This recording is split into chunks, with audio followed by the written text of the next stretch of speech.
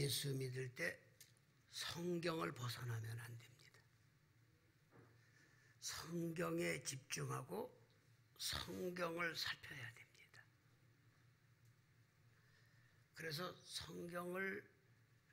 성경에 의하여 판단하고 성경에 의하여 길을 찾는 겁니다. 누구 멋있게 믿는 사람이 있어서 그 사람 따라 가면 안 돼요. 종종 교회 내에서 재주 좋은 사람들이 좀 있어요. 재주 좋은 사람들이 새로 믿는 사람들에게 큰 영향을 미치는데 좋은 영향이 아니고 나쁜 영향을 미쳐요. 예수는 저렇게 믿어야 되나 보다. 근데 미안하지만 아니에요. 예수는 어떻게 믿어야 돼요? 성경대로 믿어야 됩니다. 그러니까 끊임없이 성경을 살펴야 합니다. 그리고 성경이 뭐라고 말하는가? 내 생각에 이게 맞을 것 같은데 성경은 그렇게 말하고 있지 않으면 버려야 돼요. 고집 부리고 주장하고 거기서 뭐 저항해봤자 아무 소용없습니다. 하나님이 하시는 겁니다. 로마서 8장 9절에 이런 말씀이 있어요. 그리스도 영이 있어야 그리스도의 영이 있어야 그리스도의 사람이다. 이런 말이 있습니다. 영이 있어야 됩니다. 기독교는 영적인 종교예요. 육적인 게 아니에요. 기독교는 복은 받지만 육적인 복을 말하고 있는 것은 아닙니다. 좀 더 깊어요. 좀 더 영적인 거예요. 여러분을 잘 살피십시오.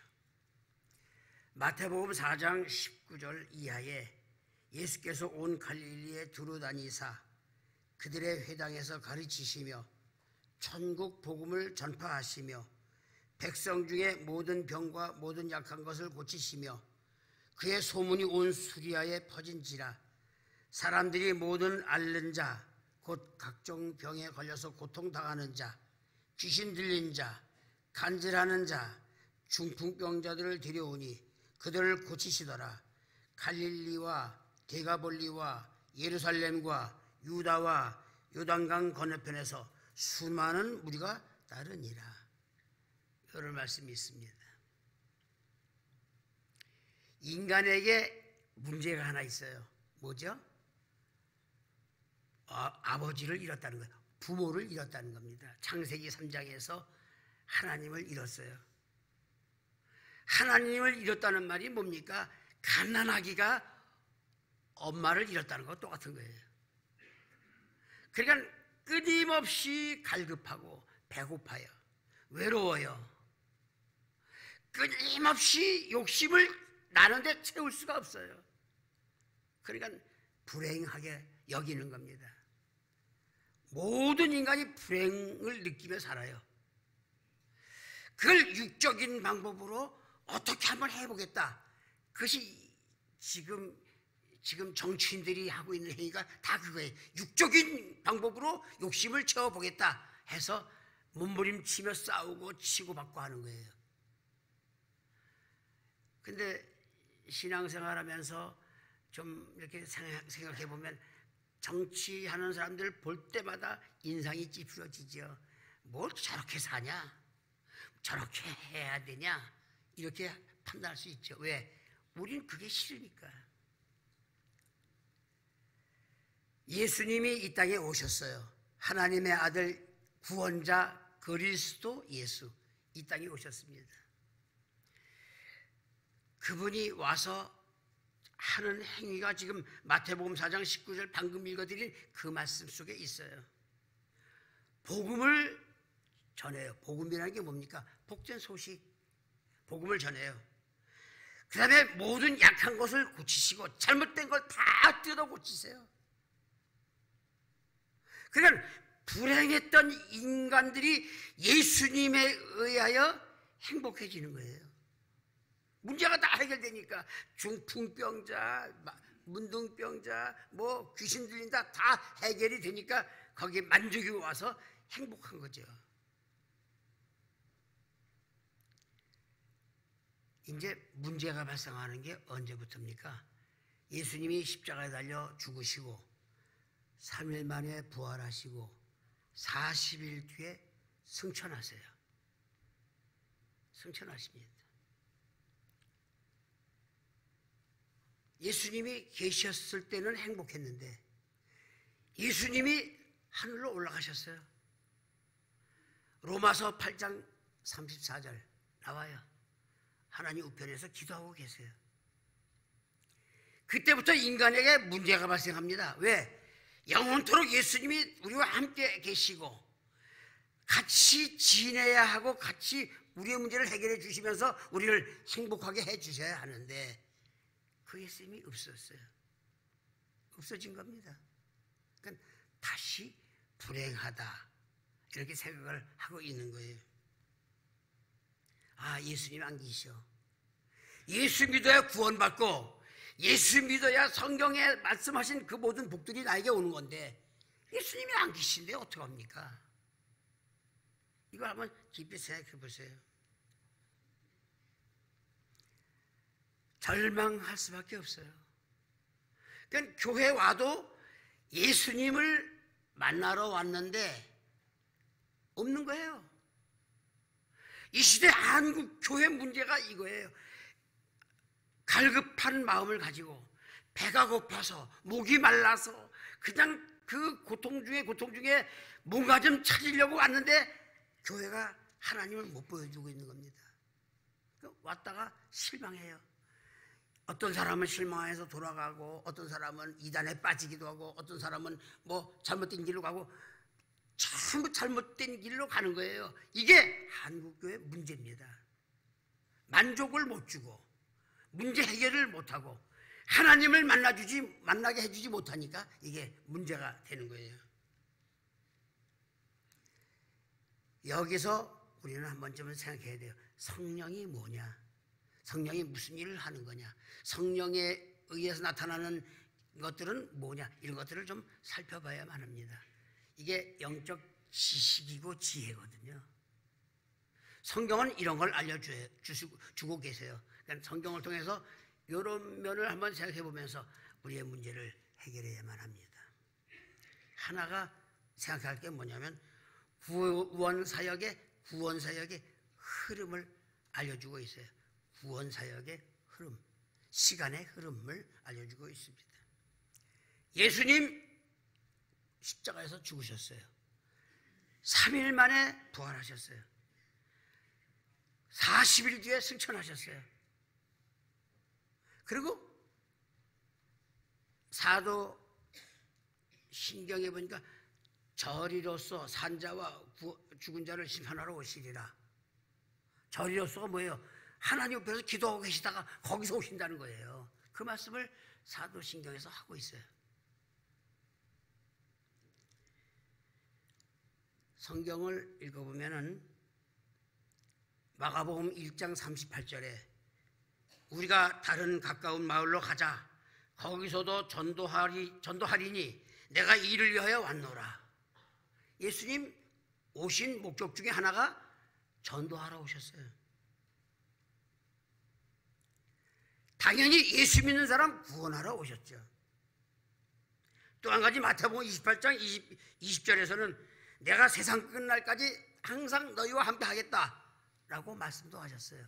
근데 이런 좋은 약속들이 다 깨지는 것 같아요.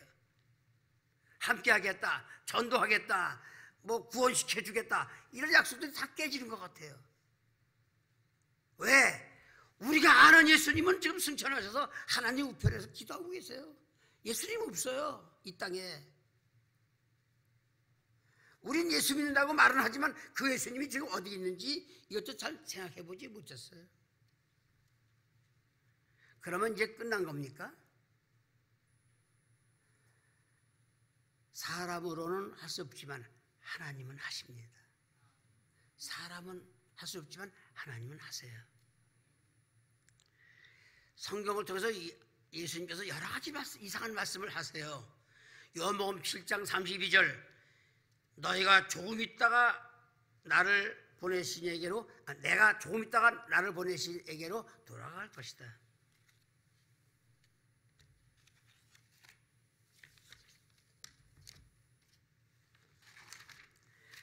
요한복음 13장 1절에 유월절 전에 예수께서 자기가 세상을 떠나 아버지께로 돌아가실 때가 이른 줄 아시고 세상에 있는 자기 사람들을 사랑하시되 끝까지 사랑하시니라.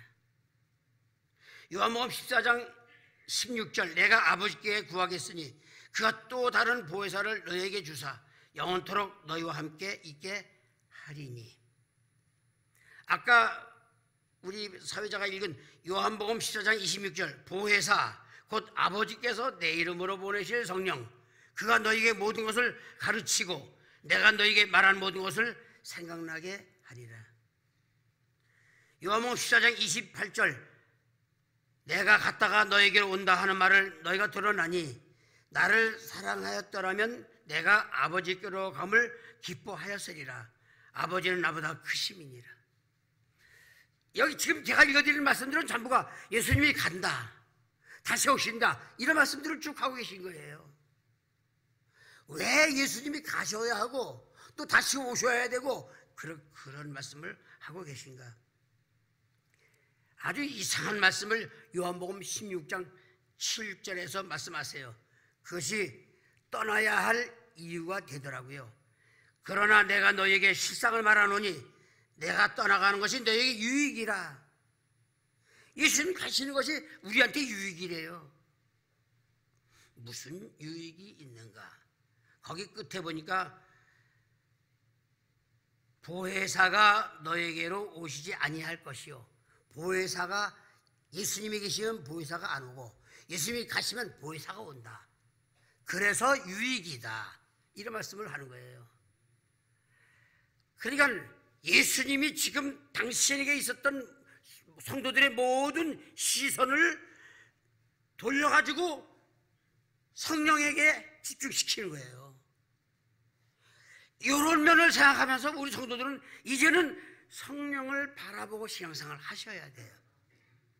마치 구름대처럼 예수님에게 몰리던 그 모든 몰림이 이제는 성령으로 돌아가야 돼요. 이런 면을 성경을 통해서 계속 살펴야 됩니다. 오늘도 예수 믿노라 말은 하는데 진짜 그 예수님이 어디 계신지도 생각을 해본 적이 없어요. 그런 설교가 별로 없어요. 이게 이 시대 영적 문제, 신앙적 문제라고 하는 것입니다.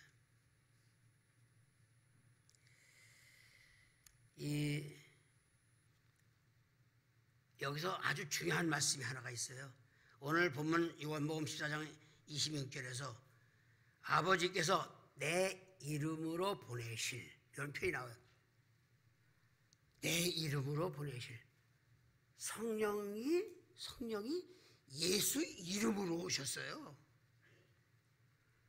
하나님이 하신 말씀이에요. 이게 홍 목사가 연구하고 그런 게 아니죠. 성경이 그렇게 말하고 있어요. 내 이름으로 보내실 성령, 보혜사라고 말하고 있어요. 그 보혜사가 누군가 했더니 예수님이세요. 예수 이름으로 오신 예수님의 영이세요. 이걸 기억하세요. 그러니까 예수님이 구름대처럼 몰리던 그 모든 사람들이 예수님이 없으니까 문제가 생겼잖아요. 근데 이제는 그 예수님이 영으로 오셨어요. 성령에 초점을 맞추셔야 돼요. 이제는 성령을 깊이 생각하셔야 됩니다. 요한복음 16장 7절에서 내가 성령이 오시는 것이 너희에게 유익하다. 내가 떠나가는 것이 너희에게 유익하다라고 말씀을 하셨는데 이 말씀을 한번 깊이 생각을 해야 됩니다. 하나님의 구원 대상은 누구냐? 유태인들만이냐? 예루살렘 사람들만 말하느냐? 아니더라고요. 하나님의 구원의 대상은 만민이에요. 모든 민족이에요. 마태복음 28장 19절 이하에서 너희는 가서 모든 민족을 제자로 삼아. 모든 민족이 복음 들어야 할 대상이에요. 이게 문제가 되는 거예요. 모든 민족에게 복음을 전해야 할 예수님의 입장에서 문제가 발생하잖아요. 지금은 비행기라도 있으니까 뭐 이렇게 갔다가 저렇게 갔다 뭐 이리 뛰고 저리 뛰고 할 수 있지만 그땐 배밖에 없었어요. 돛단 배밖에 없었어요. 바람에 의해서 가는 배밖에 없었다고요. 예수님은 영적으로는 전혀 문제가 없지만 육적으로는 나약한 인간의 몸을 입으신 예수님이십니다. 그래서 성경이 말하기를 목이 마르면 물을 달라고 하셨고 피곤하시면 배 고물에서 주무셨어요. 이게 예수님이세요.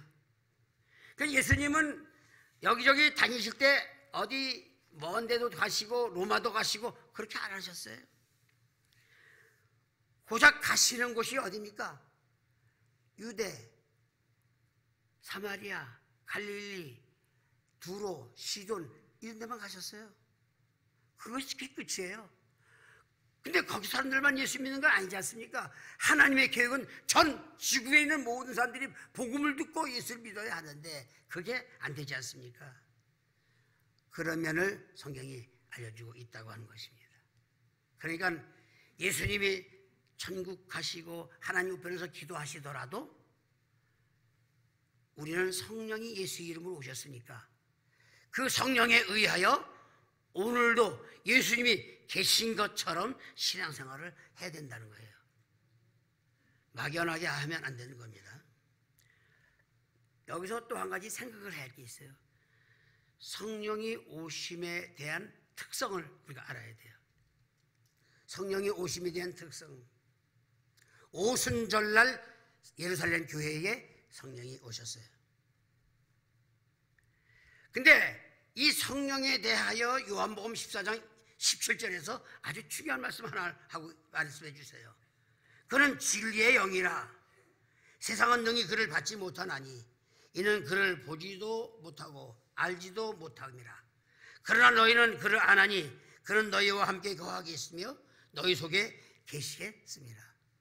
이런 말씀을 하세요. 성령이 오실 건데 아무도 모른다. 세상 사람들은 모른다. 누구만 아느냐? 예수 믿는 사람만 안다. 왜 예수 믿는 사람만 아느냐? 그 안에 성령이 계시니까. 이 말씀이에요.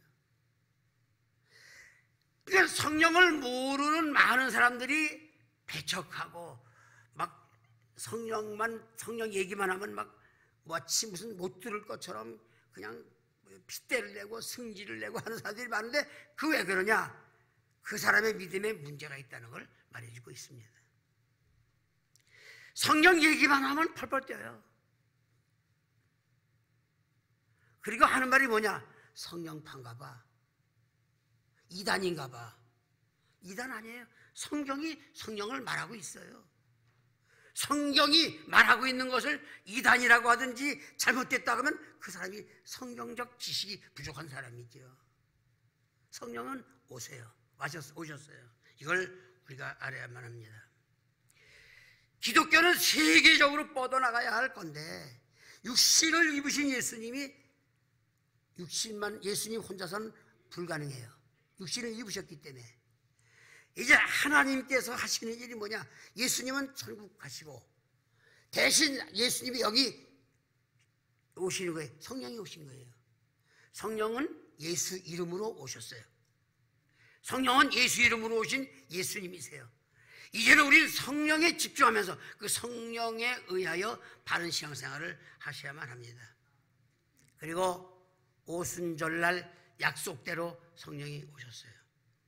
사도행전 2장 2절 이하를 보니까 이상한 일이 벌어져요.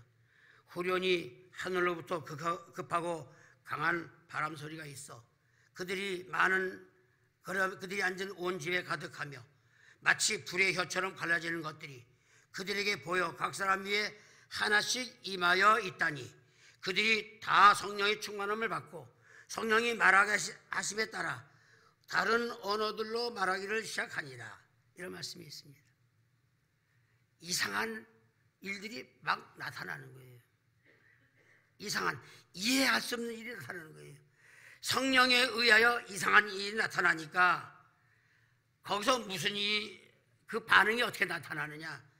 저들이 술 취했나 봐. 이게 예루살렘에서 예루살렘 각처에서 모인 그 경건한 사람들이 하는 말이에요. 이런 일들이 한국 교회에서 나타나요. 어떤 목사님이 설교하다 말고 랄랄랄라가 뭐야? 이런 말을 했어요. 이렇게 말하는 사람이 있어요. 성경에 대하여 얼마나 무식하면 그런 말을 합니까?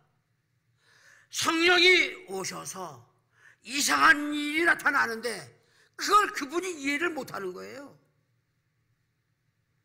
답답한 겁니다. 이해를 해야 되는 것입니다. 이러한 사람들에게 베드로가 설교를 합니다. 2장 14절 이하에서 열한 사도와 함께 서서 소리 높여 이르되 유대인들과 예루살렘에 사는 모든 사람들아 이 일을 너에게 알게 할 것이니 내 말에 귀를 기울이라. 베드로가 해주는 말이에요. 그리고 부정적인 얘기가 아니에요. 지금 예루살렘 교회에 일어난 모든 성령에 의한 사건들을 긍정적으로 설명해 준 설교가 베드로의 설교입니다. 그 베드로의 설교를 듣고 사람들이 어떻게 변하느냐? 형제들아 우리가 어찌할꼬? 실망하고 하지 않고 회개하고 변하는 모습으로 보여주고 있어요. 이 시대 술 취했다 혹은 랄랄라가 뭐야 라고 하던 사람들은 이제는 어떻게 변해야 되느냐? 베드로의 설교를 듣고는 우리가 어찌할꼬? 라고 변해야 됩니다. 이런 면을 여러분들이 기억하셔야 돼요. 무조건 반대하면 안 돼요. 성경에 있는데, 성경에 설명되어 있는데 왜 반대를 합니까?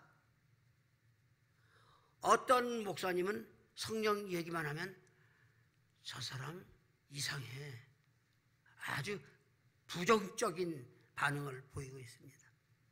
그 부정적인 반응을 보이는 이유가 뭡니까?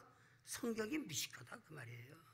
성경을 안 읽으니까 그런 말이 나오는 겁니다. 이 성경은 계속해서 성령을 조명해 주고 있어요. 그냥 우리가 신앙생활할 때 성령에 집중하셔야만 합니다. 성령이 지금 어떻게 역사하시는가 집중하셔야 돼요. 살피셔야 돼요. 성령이 예수 이름으로 오셨기 때문입니다. 꼭 기억하시기 바랍니다. 이제 마지막으로 한 가지만 더 설명한다면 성령이 일하시는 특징이 있어요. 성령이 일하시는 특징 두 가지를 말씀드리겠습니다. 하나는 뭐냐면 교회를 세우시고 그 교회를 통해서 역사하세요. 지금 대한민국의 교회들 막 섰잖아요. 그것도 성령께서 세우신 거예요. 4대 행전을 읽어보면 소아시아에 막 교회들이 많이 쓰죠. 다 성령께서 세우신 거예요. 요한계시록에서는 소아시아 7교회가 나오죠. 그거 다 성령께서 세우신 거예요. 교회를 우리가 알아야 됩니다. 예수님이 성령의 이름으로 오셨잖아요. 영적으로 오셨어요. 그분이 일하실 때 예수님 살아계실 때는 그냥 예수님 한 분이 교회 전체니까 그냥 예루살렘 교회는 그냥 한 교회예요. 예루살렘 교회 하나. 예수님이 계시니까. 이제는 예수님이 영으로 오셨기 때문에 이제는 교회가 마구 여기저기 서는 거예요.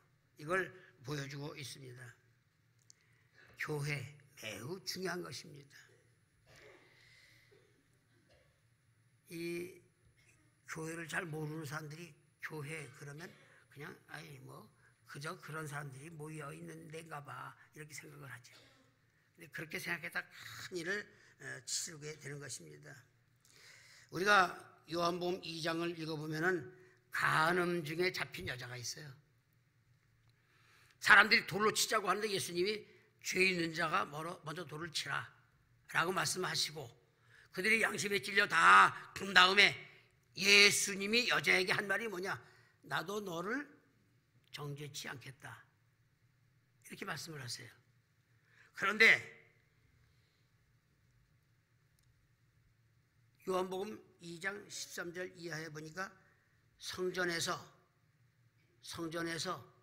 돈 바꾸고 소 사고 팔고 양 사고 팔고 하는 그런 과정에 있는 사람들을 보고는 예수님이 그냥 두지 않고 채찍을 들어 치시고 책상을 엎으시고 다 내쫓아 버리셨어요. 왜 그렇습니까? 죄는 회개를 하면 용서를 하시지만 교회를 어지럽히는 건 절대로 용서를 안 하신다는 걸 잘 말해주고 있어요. 성령께서 일하시는 것이 교회입니다.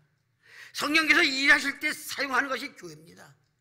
그러니까 교회는 성령이 역사하시도록 최선을 다해서 노력을 하고 거기에 따라 움직이는 교회가 되어야만 합니다. 그냥 대충 하면 안 돼요. 또 한 가지가 있습니다. 은사로 일하십니다. 은사. 교회는 은사가 나타나야 돼요. 고린도전서 12장 4절에 은사는 여러 가지나 성령은 같고 12장 7절에 각 사람에게 성령을 나타내심은 유익하게 하려 하십니다. 이런 말씀이 있습니다.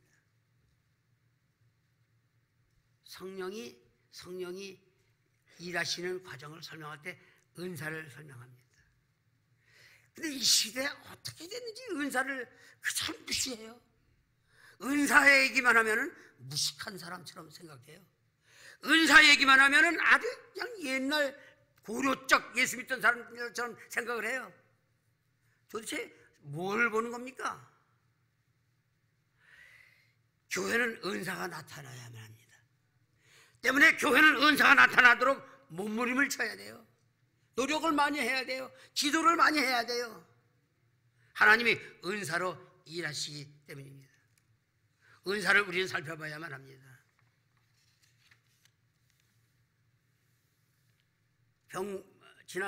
지난주에 이 예수 믿고 병 고치는 얘기를 드렸죠.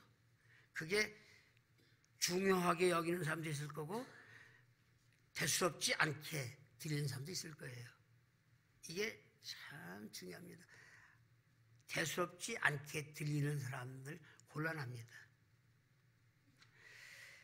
목사가 무슨 말을 하면은 그걸 딱 듣고 저건 나한테 하는 말이다 딱 알아들어야 돼요.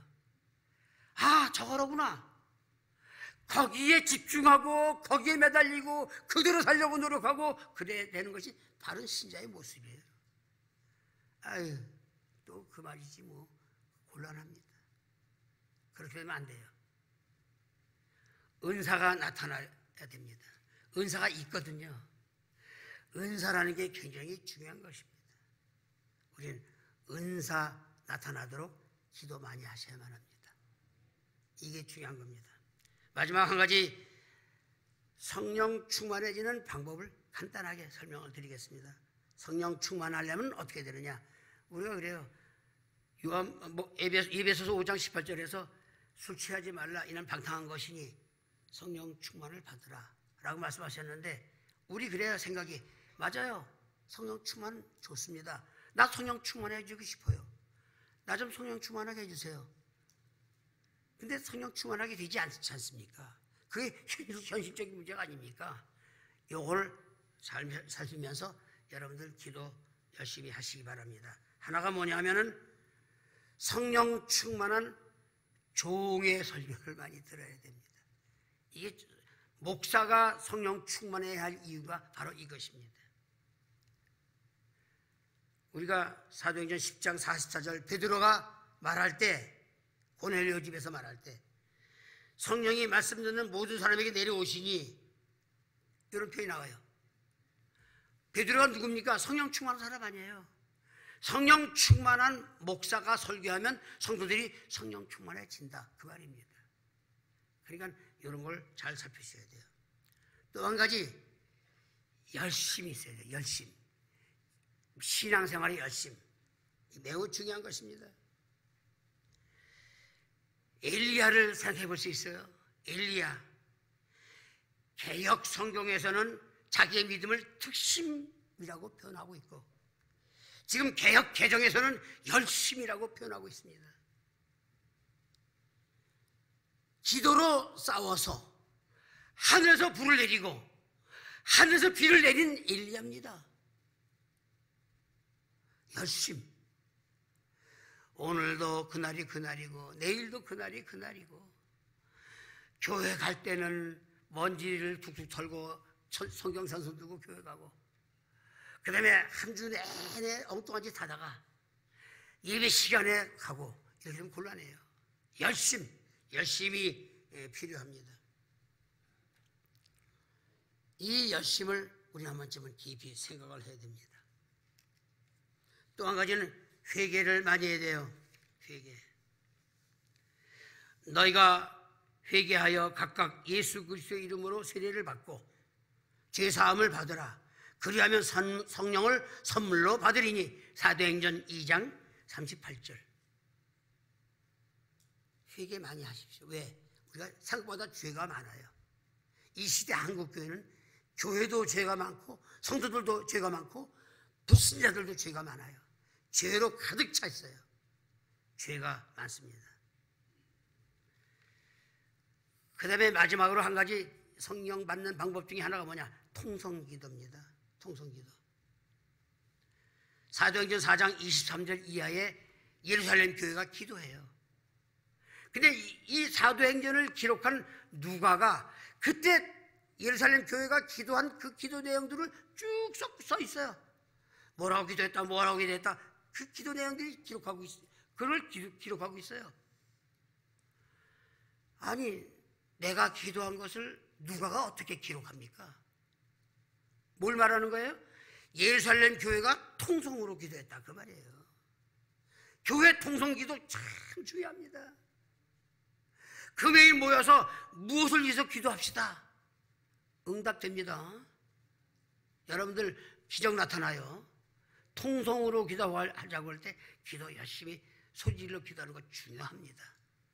통성 기도가 성령 받는 방법 중에 하나라는 걸 기억하십시오. 결론을 말씀드리겠습니다. 1973년 5월 달에 빌리 그레함 목사를 중심으로 해서 여의도 광장에 한국교회가 모였어요. 첫날에 51만 명, 둘째 날에 46만 명, 셋째 날에 48만 5천 명, 넷째 날에 65만 명, 다섯째 날에 110만 명. 빌리 그레함 목사의 그 설교를 듣고자 한국교회가 모인 거예요. 어디 가서 어떻게 그 사람들을 데려옵니까? 한 사람당 5,000원씩 줍니까? 아니면 맛있는 밥을 만들어 먹인다고 감언이설로 해서 모이는 겁니까? 아니에요. 성령께서 역사하신 거예요. 성령께서 역사하시니까 이런 일이 벌어지는 거예요. 이거 비슷한 일들이 1907년 평양에 장대현 교회에서 또 일어났었다고 그래요. 기독교 역사에 보면 나와요. 성령의 바람이 일어났었어요. 이제 우리는 예수님은 하나님 우편에서 기도하고 계시다가 심판하러 오실 때, 재림하시러 오실 때 다시 오실 거예요. 이제 우리는 성령의 초점을 맞춰야만 합니다. 성령에 집중하셔야 돼요. 성령이 어디로 흐르고 있는가를 살펴야 돼요. 성령이 도대체 뭐야? 미안합니다. 믿음에 문제가 있는 겁니다. 그 안에 성령이 안 계시기 때문에 그런 거예요. 계시는 사람은 성령을 이해를 해요. 여전히 성령 얘기만 하면 짜증냅니까?